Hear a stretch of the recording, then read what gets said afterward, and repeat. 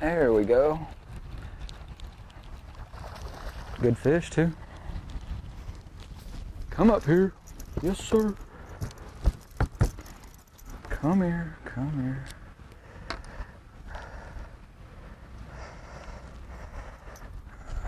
Got his mouth buttoned shut. There. That's a sweet little Lake Wylie largemouth. That's not a bad fish. I'd have liked to have had that fish yesterday in that tournament, but you know, it's on the buzz frog. Yeah. Wonderful thing. Oh, cool.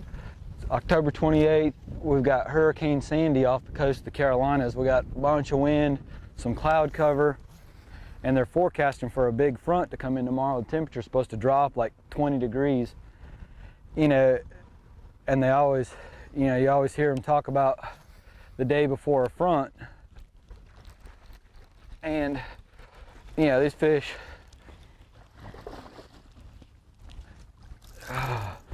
you know, there's a real good possibility these fish will get up here and feed pretty good today, you know, before this front comes in. But no, look how green that fish is. That is, you know, on the buzz frog again. True South Custom Lures. I worked with John for about 6 months to design the head for this thing, and then basically all you do is thread a horny toad on it. But the head, the weight, and the blade size really made a big difference. We played with it and played with it to get it right, and I would say it's right. You know, one of the things is that we really had to play with was the head size and the weight. Ooh, I just had another one push it right there. Getting the right head size and the blade combination to where you could keep that bait running straight was really important, because you want that bait, you know, with any buzz bait, as it's running through the water, you want it to be running upright so that your bait is, you know, on the bottom and it's running straight, so you're hooked straight up so it comes through cover, and then when the fish comes up to get it, you're able to get a good hook on them. And that was one of the things that we really had to work on, was finding the right blade size, because if you get too big a blade, then it creates too much torque and the bait wants to turn over one way or the other. If you don't have enough weight in the head, then it doesn't act as a keel to really keep that bait straight. So, you know, like I said, we spent some time researching, developing this, and it really worked out pretty good. See, and the neat thing about that buzz frog, you know, when it's coming through the water, you know, those horny toad legs just kick, but that blade just spins. And so you've got a buzz bait, but with a solid body. And what that solid body does, it really lets those fish come up there, when they come up there to suck that bait down, they really get a better take on it, and they're able to, and you get better hookups with it. That's a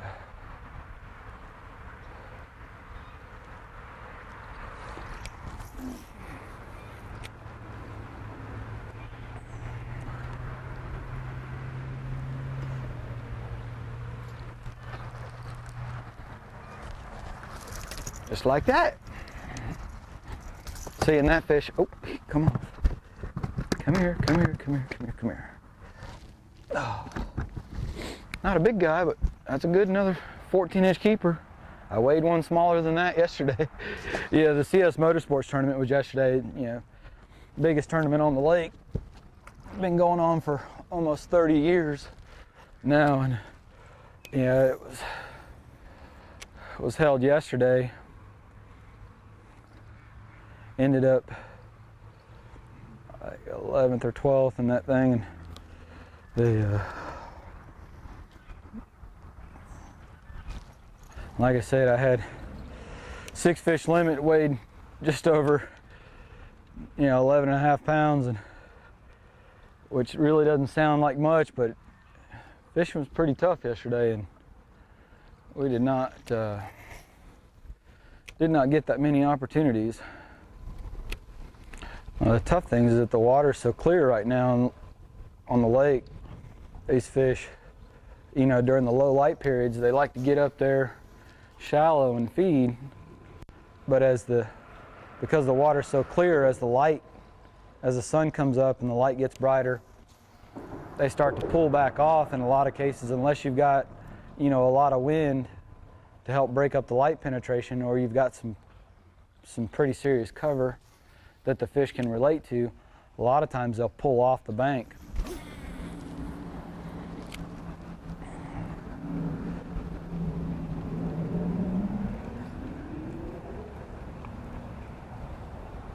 You notice every once in a while I'll just kind of pop or twitch that bait, makes that blade spin a little harder, and you know, it's sometimes just a little something to try to get the fish's attention, because this is really a pretty quiet buzz bait.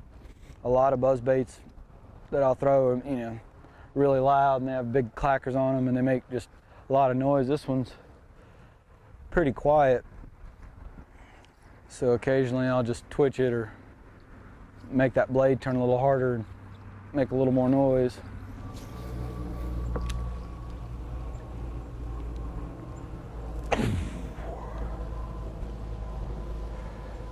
It's kind of the neat thing about this bait. For some reason they really don't blow up on it. A lot of times with a real loud buzz bait, when the fish come up to get it, you'll get this real loud, just boom, they'll really blow up on it real loud. With this bait, for some reason, you really don't get a lot of that. They'll just come up and just kind of suck it under a lot of times. Like the bites I've had so far this morning, they just come up there and suck it in, which is really good, because when they do that, you usually get a better hookup. A lot of times if you get a big blow on a buzz bait, they just don't get it that well. A lot of times I think they actually are hitting it with their mouth closed.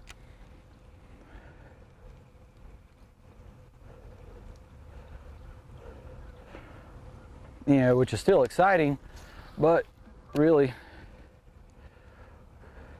if you want to catch them, which is what we really want to do, you really want them to get the bait. And if they're hitting it with their mouth closed, kind of hard to catch them. A lot of times these fish will sit just, you know, they'll sit right out here, just out off the bank, and they're looking up on the shoreline, waiting for something to come down the shoreline, and for them to be able to pin that bait up against the shore limits the options for the bait to get away. So, you know, the bait fish, the brim or shad or whatever it is they're trying to eat, you know, if they can pin them up against the bank, the bait fish doesn't have as many options to get away. So it just makes it easier for the bass to feed on them. And so, you know, when you can make it, you can put your bait in a position where it makes it easy for the bass to feed, and it really helps you out. It's always something that, yeah, I try to keep in mind in terms of casting angles and positioning, whatnot. It makes a big difference. He boiled on it. He didn't get it, but he boiled on it.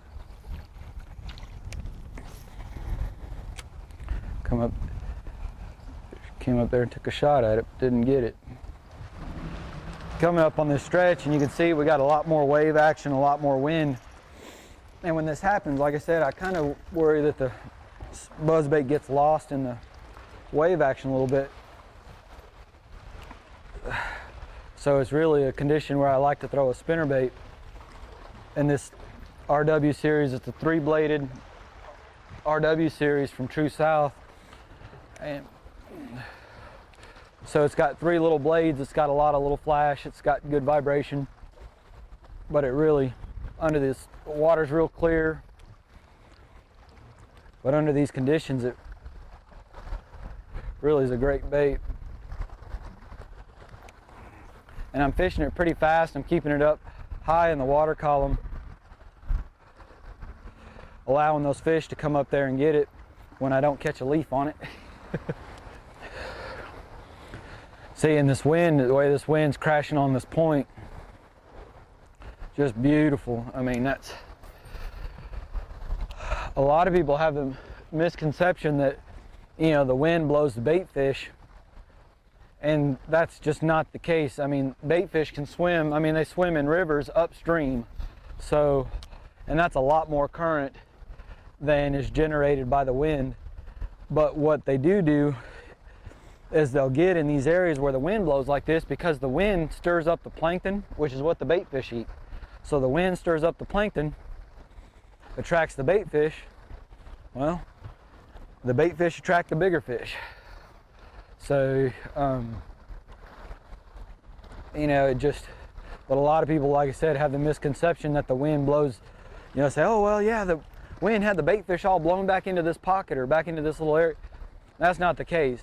The bait fish got in there because, you know, the wind had the plankton all stirred up, and that's what attracted the bait fish to that area.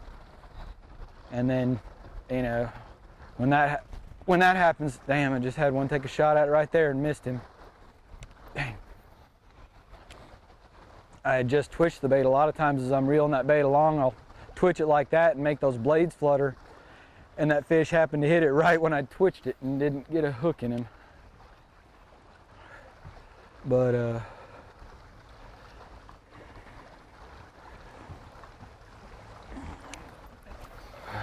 this water's so clear, I can see that spinnerbait the whole way.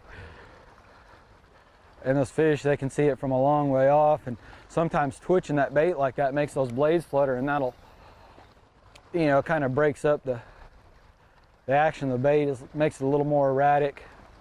And if there's a fish that's watching it, that fluttering might actually, you know, just be that little bit of a change in the rhythm that triggers that fish to run up there and try to tackle it.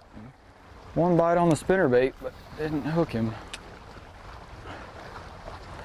And that'll happen. You're not going to catch every fish, although we'd like to. I mean, and that's why on this, you know, on this spinnerbait, I've got this trailer hook hanging back here, you know, long shank trailer hook. Anytime I'm fishing a spinnerbait pretty fast, like I am here, I'm not fishing it around real heavy cover, and I'm fishing it pretty fast, I'll always fish a trailer hook on it, because a lot of times you'll get those fish that just come up there and nip at it. The water's so clear, they can see it, they want it, but they're not really committed to it, and so they may not necessarily really commit to eating the bait, and so they just come up and nip at it. Having that trailer hook back there will help you catch a lot of those fish. You know, one of the hardest things about fishing is making a decision on what to do. And you know, I caught those fish on the buzzbait, but I really don't have a lot of confidence throwing the buzzbait in this real heavy chop like this, because I just, you know, it gets lost in the chop, and I think the fish have a hard time tracking it and finding it. But you know, if we can get along some shoreline where, you know, maybe it's not quite as windy, catch a few more on it. But at the same point, with the wind blowing the way it is, you know, I know that this fish will get on the spinnerbait pretty good. And there's a bass right there. That's crazy, the water's so clear I can see him without sunglasses. That's encouraging. He's still sitting up there in a position where, yeah, wanting to feed. You know, bass are just, you know, so aggressive, and they're such opportunistic predators that, you know, when you see him sitting up there like that, you know, he was a little flat spot on the bank right there, and he's sitting just off the edge. You know, what he's doing is he's looking up there on that flat bottom, just waiting for an opportunity.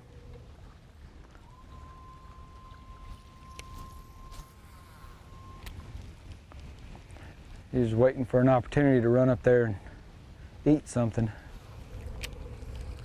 A little bit too close to it. There was a little dark spot. I don't know if it was a pile of rocks or what it is right there, a little dark spot in the water. I just happened to see it, but the boat was a little bit too close to it. I think that fish came up there to get the buzzbait, saw the boat, kind of spooked. You know, when the wind blows like this, you kind of just have to put the trolling motor down and just kind of fish and just jump from windy stretch to windy stretch, and you know, till you kind of get a little bit of a clue about what the fish are doing. You know, if they're relating to certain types of banks or certain, you know, certain little areas. But until you get that first bite, it's really hard to figure that out. All right, I'm really starting to think they don't want this spinnerbait. Either that or there's just not that many of them up here.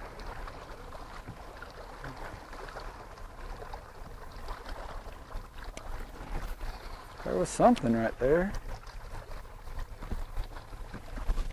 There's one. There's one.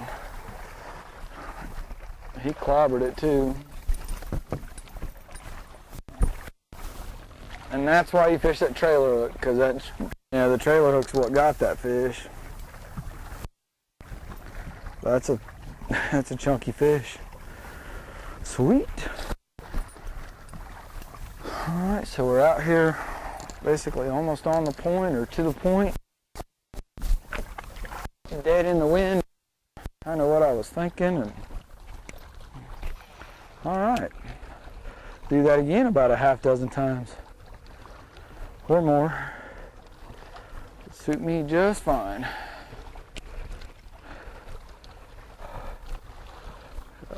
Pretty cool.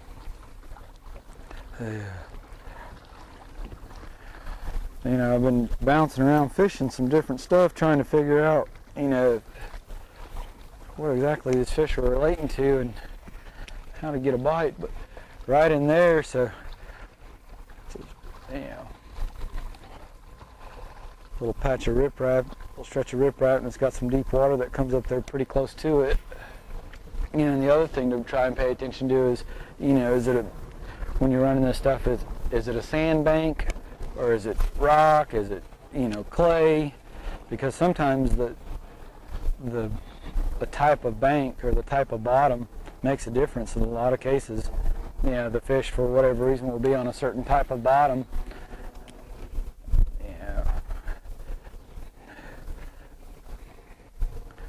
And if you can pick up on that, all the little variables, all the different factors involved, the more you can discern, or the more you can kind of pick up out of it, the better you can tune in the pattern and really then, look, I just had one chase it out there right there.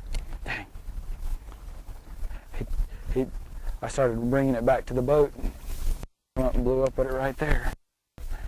The more you can kind of discern from the details, the better you can develop that pattern. And then the great thing about developing a pattern is that you can eliminate a lot of water. I mean, this is a big lake, and if you can't try to rule out or isolate some of the water, then you're just going to run out of time. Oh, God dang, that one hit it, and I jerked. I'm not sure what happened there. He hit it, and I didn't get him. The only thing that then you start to wonder about or start thinking about is, those are two fish that, that didn't hook up, and that other one that I caught had the trailer hook, so that, then you start questioning, do those fish really want that bait? Because, the fish are fast enough that if they want it, they'll get it. I mean, they'll have the front hook, they'll be hooked good, there won't be any doubts. The fact that, like I said, that one didn't really have it real good and those two missed it, then makes you think, okay, well, maybe they don't want a spinnerbait, maybe they don't want to chase it that fast, or, something's maybe not right about the presentation. Something to consider.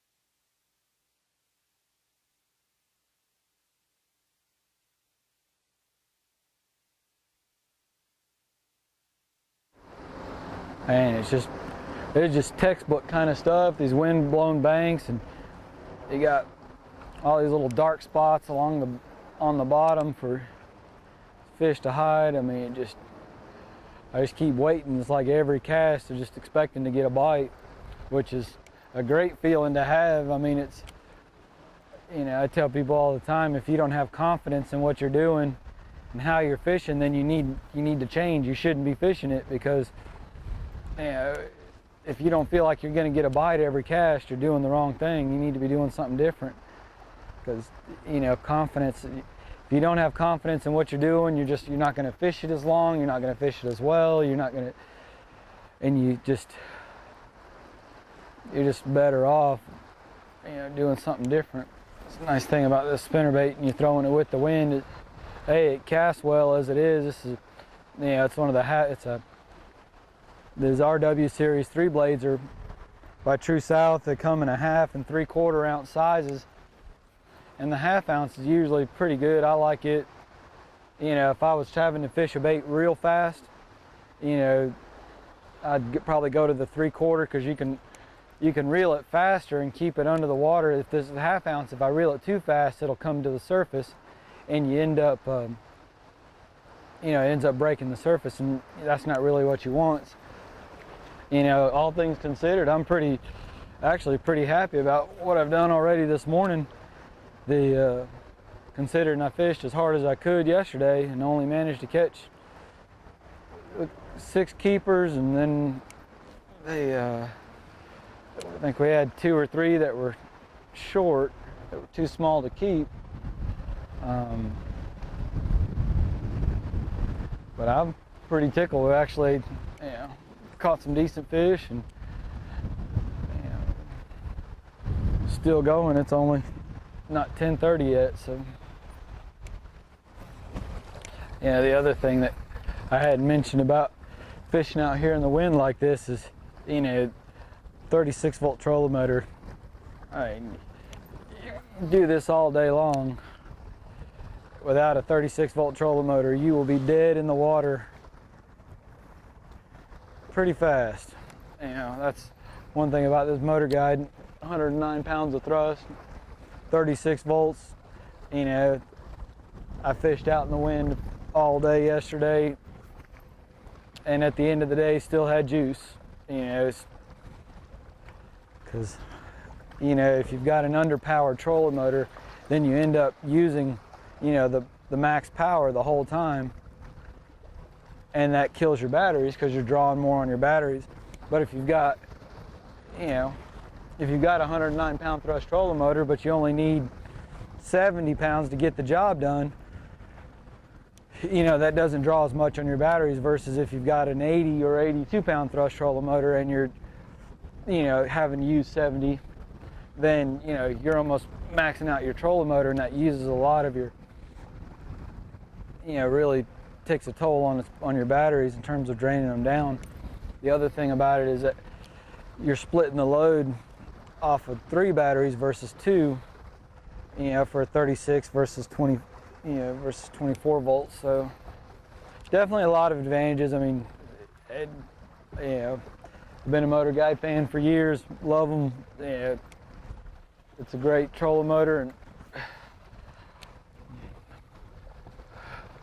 be hard pressed to get me to use anything else. Kind of doubling back on this stretch of bank where I caught one on that point up there. There's another boat up there, so not going to get in his way, but I double back down this stretch where I had those 2 other bites and just see. Hard to put the spinnerbait down when you're getting bit on it though. I mean, the bites have been kind of sporadic, but I think I've had 4 or 5 on it.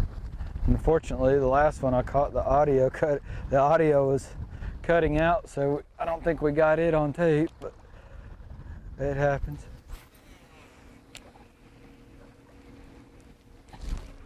There he is. It came right out of that dark spot. See it again. Another perfect reason why you use a trailer hook. You can see fish hooked on the outside of the mouth. Sweet, pretty little fish.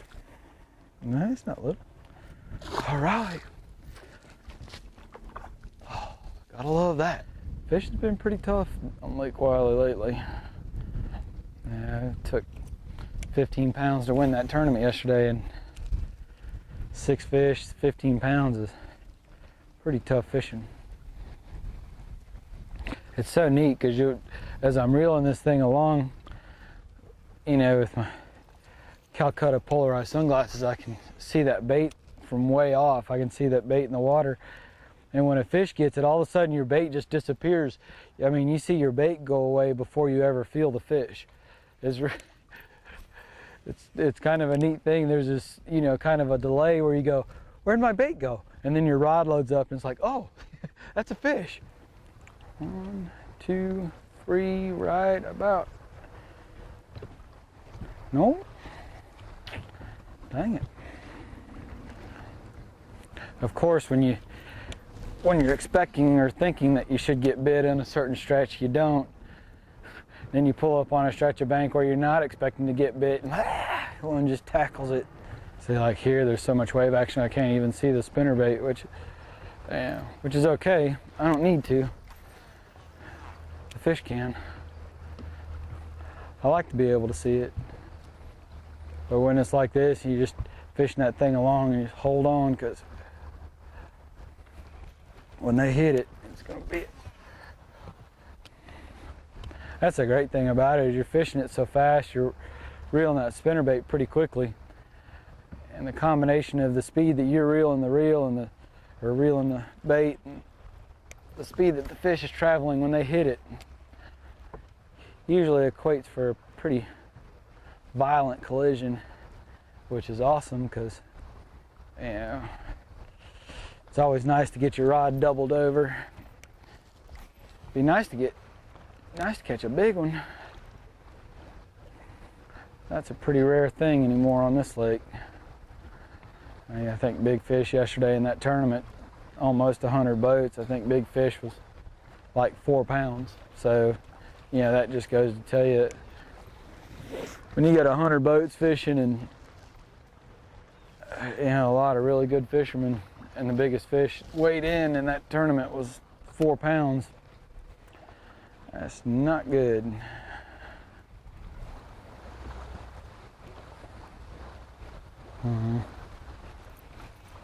Come on, fish. Give me one more. We can do that. Just one more volunteer to run out there and get it. Fishing with Rusty is made possible by these great sponsors.